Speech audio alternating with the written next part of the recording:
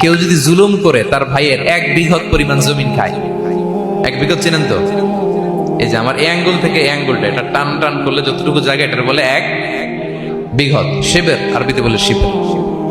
হ্যাঁ, মান যালামা কিদা শিবের। বিষ্ণু বলেন এই 1 শিবের 1 বিঘত জমি যদি কেউ অন্যায়ভাবে জুলুম করে তার ভাইয়ের কাছ থেকে খায়, কিয়ামতের দিন তুবিকা আলাইহি সাবউ আরাদিন, এই 7 জমিনকে আল্লাহ তাআলা তার ঘাড়ে চাপাবে। খা এবার, খা।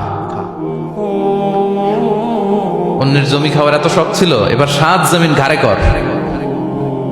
কিয়ামতের ময়দানে আপনার দেহটারে বিশাল আকৃতির করা হবে, এই 7 জমিনকে আপনার কাঁধে তুলে দেওয়া হবে।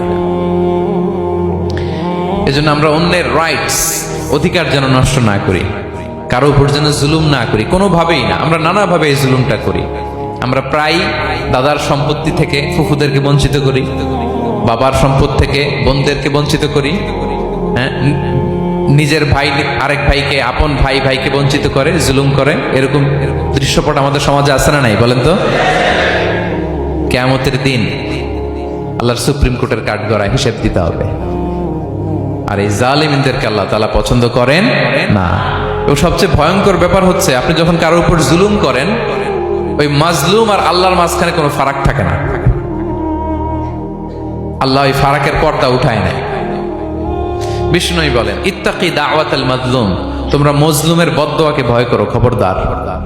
কারণ ফাইন্না লাইসা বাইনাহু ওয়া বাইনাল্লাহি হিজাব, তার আর আল্লাহর মাঝে কোনো পর্দা থাকে না।